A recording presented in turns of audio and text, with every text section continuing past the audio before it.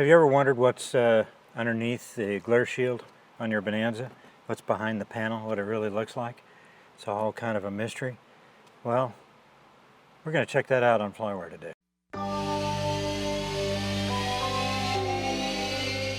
Hi, I'm Scott Perdue, and today on FlyWire we're going to look behind the curtain, so to speak.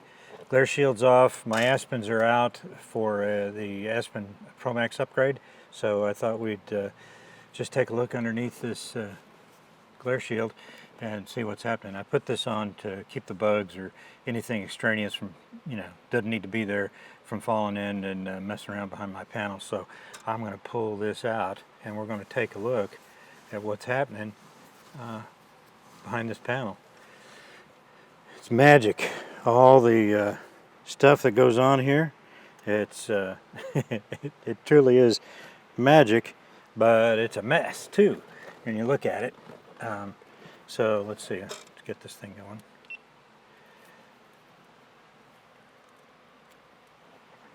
going. Looking at it right here, we're going to talk about this and show how the flight controls work. This is from the control column to these are the braces that help move everything. We're going to look at the pitch and we're going to look at the roll. So just going around the horn here, sort of. This is a brace that runs off and braces the top of the instrument panel. These are little tabs to support the glare shield. There's one over here as well. This is a vent tube for the defrost. You hook it up to the glare shield, and then it allows you to port air onto the windshield so you can hopefully defrost the thing. So let's take a look at this mess behind here. All this rat's nest of wires. This is one Aspen. The other one is right here. There's a pitot static that goes to it, and there's a whole bunch of wires and stuff like that. And there's the control module for one of them, and the control module for the other is right there. We're going down on this side here. This is airspeed indicator, and then next one down is the altimeter, and right here is these are on off switches for the Aspens, and then a 106 indicator for my SL30 is right there. And that's something that used to be important. I think it was for the autopilot system, but it's all gone now. Just a little bit of extra weight. Nice shelf to put something else on. Over here is the JPI 900, looking at it right there, and then a G5. This is my backup instrument right there. This is G5, that's the EDM 900, and this is the 340. Control the different radios and intercom and all that kind of stuff. And below it is the 750, and below that is the SL30, and then I have a GTX 345. Can't quite see that going on down there, but you can see that it's frankly, for panels, this is a pretty well ordered panel. You start off trying to do the best you can with the wire bundles and keep them all neat and clean and together, but there's just so darn many of them that it really gets crowded, and you add something, it just makes it a mess. So you can see what it looks like back here. I wouldn't call this a rat's nest. It's pretty well ordered, but I've seen worse. And it's really hard to get to. As you can see, the windshield, which looks nice and spacious, really didn't give enough room to put your head in here, much less you really get your arms in. So makes it hard to work on.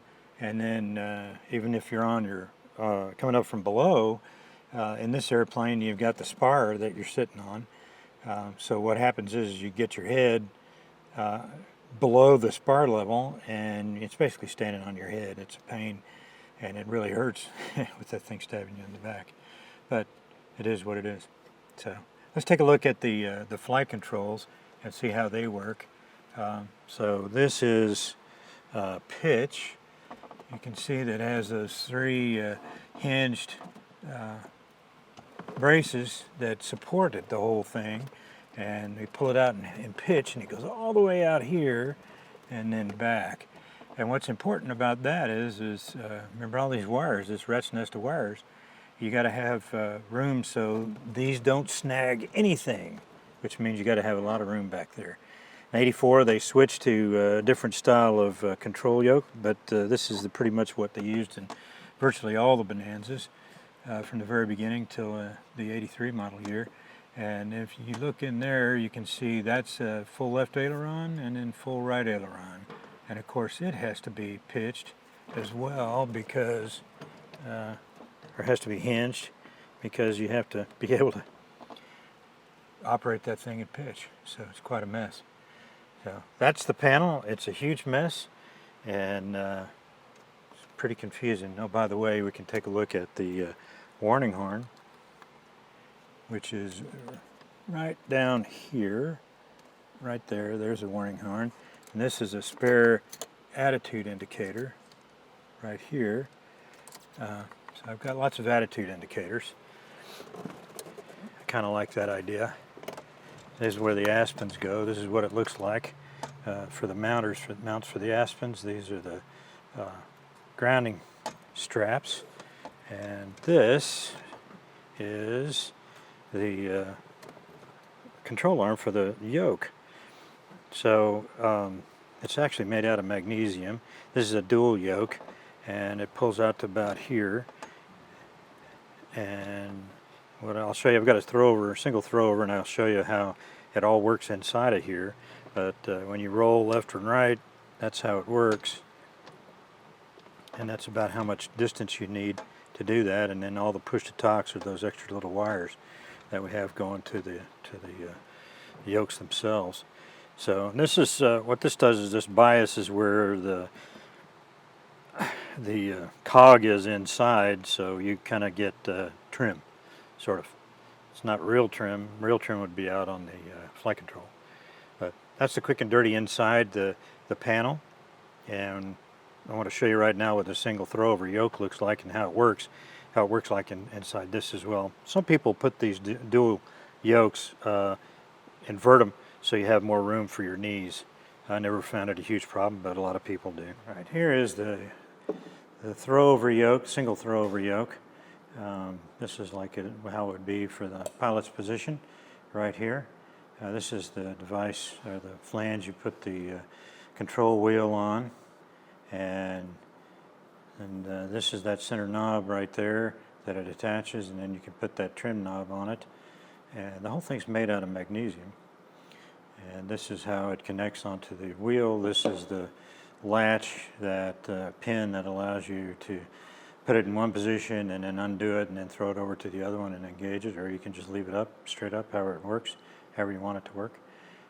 So that's pretty cool. And then of course they put the part number in there like that, and that's the part number. So let's take a look at the inside of this thing. This little button covers up the main cog. That control wheel operates that. Figure how you want the control wheel to be level, but then have the ailerons be trimmed up. That's how you adjust that sucker in there. Kind of a pain really if you have to do that. But this right here, but that's also where you lubricate the thing.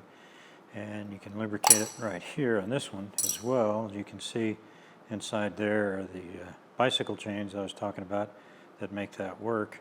So you can see it like that, shuttling back and forth. And on this end, that's the cog right there. This is what you can adjust actually to turn it out a little bit better. Match up the control wheel with the ailerons. So that's it. And it's really pretty simple, pretty ingenious little device. But depends on whether you like it. You like the single, gives you more room, especially gives the co-pilot more room, or you like the dual yoke. If you're going to do instruction or instrument training, you really need the dual yoke. I'd like you to take a look at that if you can. You can see this right here, this paint chipping, but this is filiform corrosion. Remember I said this is magnesium. That's what it looks like. It looks like a little worm tracks in the metal. And I'm going to take care of this real soon. But there's that, and here's another one right there. So the thing about, and there's some right there, some more filiform corrosion. The paint's chipped off of it. But the thing that's important to realize about filiform corrosion is that and magnesium will eat it up. It's like worm tracks, it never stops. It doesn't just, you know, peter out or anything like that, it just keeps going. It comes from improper heat treatment, or in this case, probably the scratches in the paint kind of promote a little bit of water in there or something like that, and then off it goes. What's important about this is for the control yoke, it's a lot of metal. It's not super important that that be fixed, but what is the rotorvators on the V-tails in particular. There really aren't. There's a very small batch of new ones that are supposedly going to be made, but take care of them. If you've got them, take care of them. Otherwise, if you really just look at it this way, you're not going to be able to get new ones. So if you ever see any kind of that filiform corrosion that I just showed you right there, then take them off, get it treated, get it they heat them up, and then prime them and then paint them, and that's how you do it. And you got to do that, otherwise you stand to lose the whole rotorvator. This is one of the things you really got to be excited about on the V-tail. So anyway, well, that's a look at the back of the panel on a Bonanza. Pretty much they're all the same. This is the floating panel right here. It's kind of isolated so it doesn't destroy the gyros. The vibration doesn't destroy the gyros. Although mine's all electronic now. I don't have, except for that one down there, I don't have any solid state or solid metal gyros running around, or vacuum driven ones either. But I hope you enjoyed the video. It's a short one, but it's a little behind the scenes look, if you will. And if you liked it, hit subscribe. If you want to see what the next video is, ring the bell. And meanwhile, thanks for watching, and we'll see you next time on FlyWire.